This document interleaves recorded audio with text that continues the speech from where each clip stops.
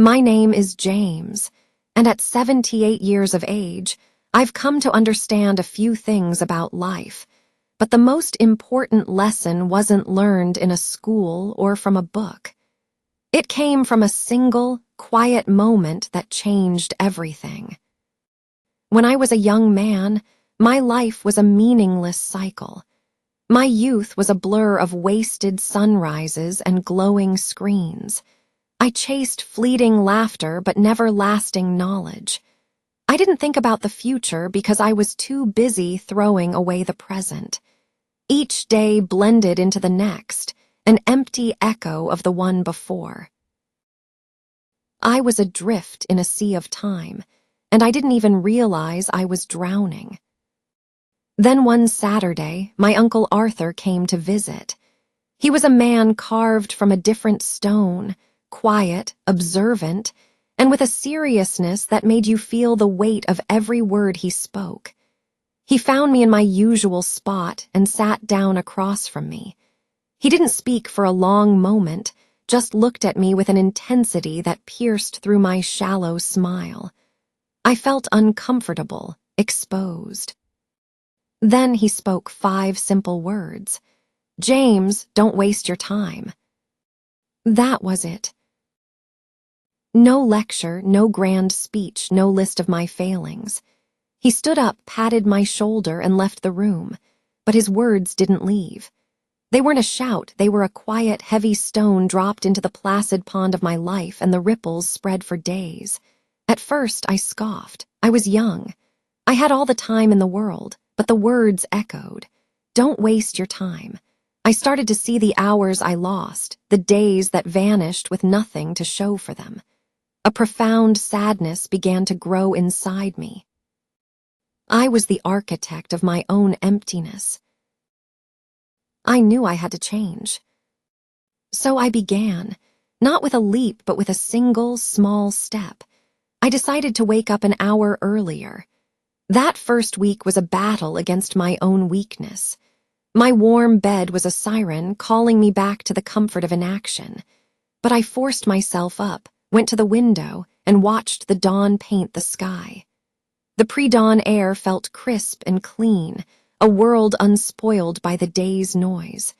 In that stillness, my mind found a clarity I'd never known.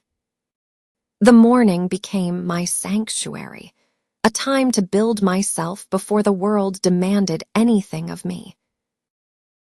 My next step was to read. I had always found books tedious, but I committed to just 1 page a day.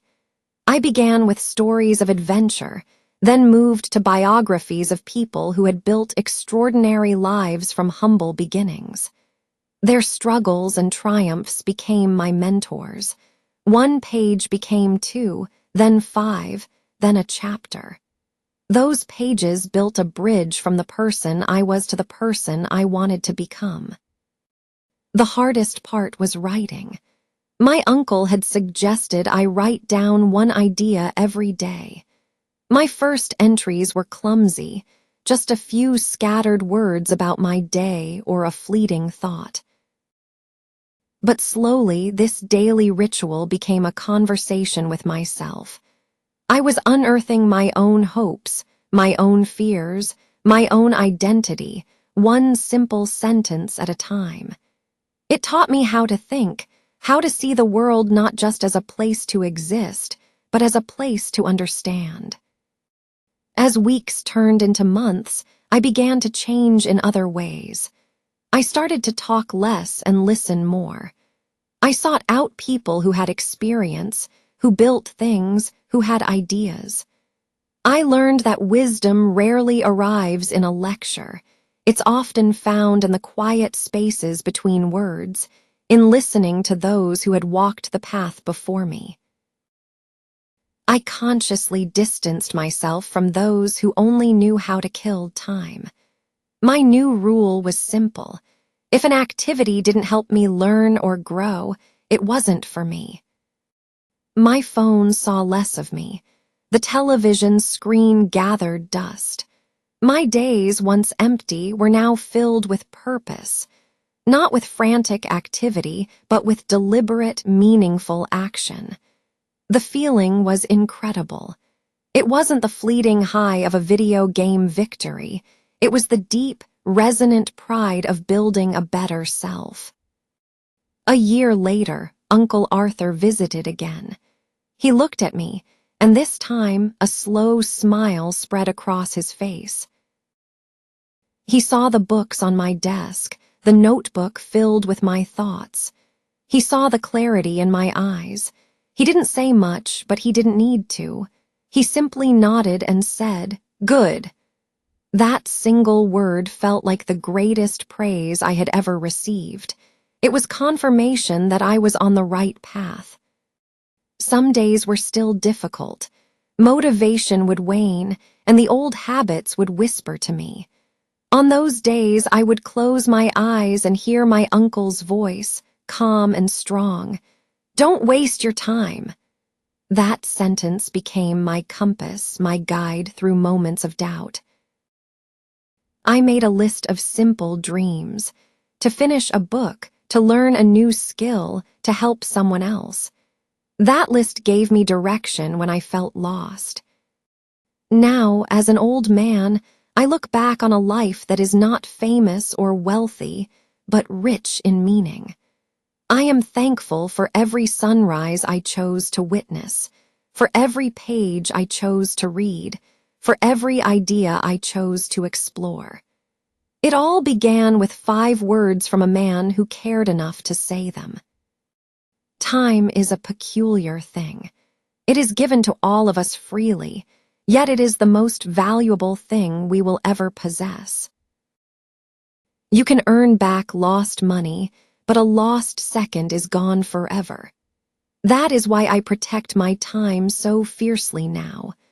I find joy in simple things: the satisfaction of a well-written paragraph, the light in someone's eyes when I share a story, the quiet peace of a morning spent learning. So I ask you, the person listening to my story now, what are you doing with your time?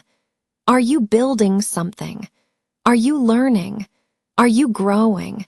Your life is a story being written 1 second at a time.